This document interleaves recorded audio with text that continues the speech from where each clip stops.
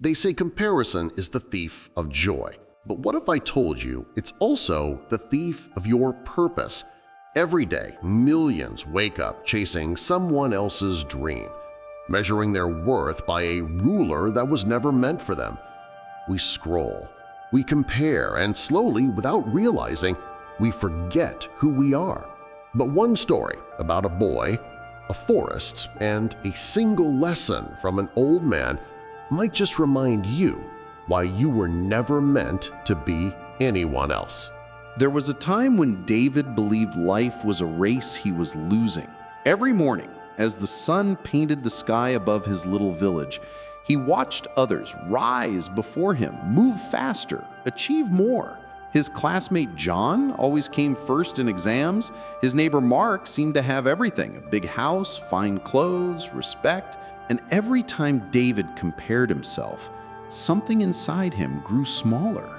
He worked hard, but no matter what he achieved, it never felt enough. His mind whispered the same cruel question again and again: why can't I be like them?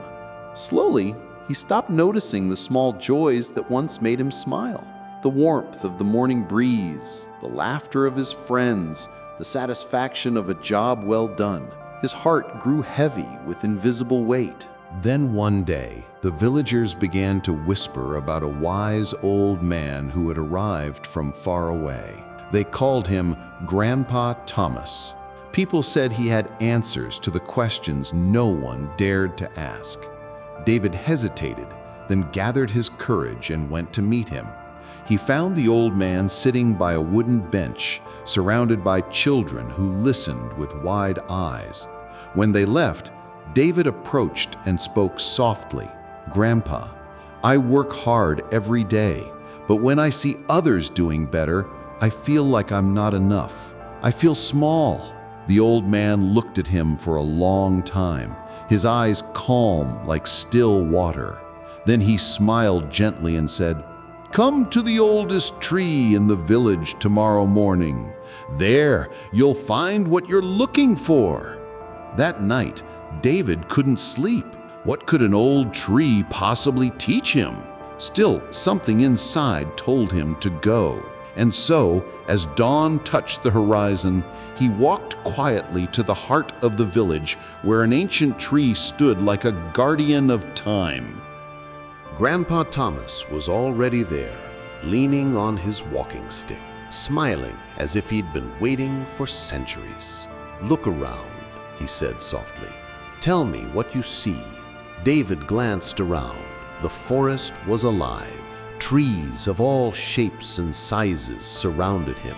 Some stood tall, their branches stretching toward the heavens.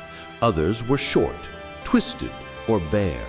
There were apple trees heavy with fruit, oaks that reached proudly to the sky, and willows bending gently over the grass. "I see trees," David said simply. "Good," Grandpa replied. "Now imagine if that apple tree complained, saying, 'Why can't I be as tall as the oak?' Or if the oak sighed, wishing it had sweet fruit like the apple. What would you think then?" David smiled. "That would sound silly." "Exactly," said Grandpa Thomas, his eyes twinkling. "Yet that's what people do every day. Each tree grows in its own time, with its own purpose. The oak doesn't envy the apple doesn't compete with the oak. And still the forest looks peaceful, beautiful."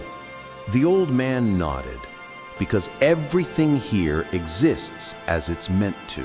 No competition, no jealousy, just harmony. They began to walk slowly toward a small pond nearby. The surface shimmered beneath the golden light. Fish glided gracefully below, while birds soared above, singing their morning songs. Grandpa pointed toward the water and asked, "Tell me, David, what if the fish wished to fly like the bird?" David shook his head. "It would never make sense. Fish are meant to swim. Birds are meant to fly." The old man smiled again.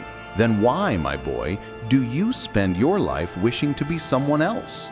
You were made to swim in your own ocean, not to chase wings that were never meant for you. In that quiet moment, something shifted inside David. He looked at the trees again, the tall, the short, the blooming, the bare, and for the first time, he understood. Every tree had its place. Every being had its rhythm, including him.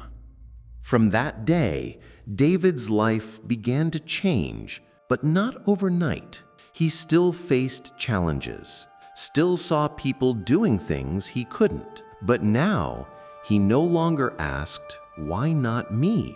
Instead, he whispered, "What is mine?" He began to focus on his own strengths, the things that made him feel alive. He studied with patience, not pressure. He worked with purpose, not comparison. Slowly, his confidence grew again, like sunlight returning after a storm. The village noticed the change. David smiled more. He listened more. And when others spoke of their success, he didn't shrink, he celebrated with them, because he knew their light didn't dim his own. Years passed, and that same boy who once doubted his worth built something meaningful, a small business that grew, not from envy, but from authenticity. People began to seek his advice, asking, "David, how did you become so successful?" He always smiled and said, "By swimming in my own ocean." And when the young ones gathered around him, feeling lost in their own comparisons, he told them what Grandpa Thomas once told him: "If a fish tries to fly, it will always feel like a failure, but if it swims, it can master the whole ocean." He would pause, look at the setting sun, and add, "The sun and the moon never shine together, yet both light the world in their own time. So don't chase someone else's sunrise. Find your own horizon."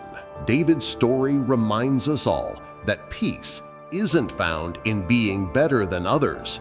It's found in becoming who we truly are. Because the moment you stop comparing, you start living. And maybe that's where real success begins.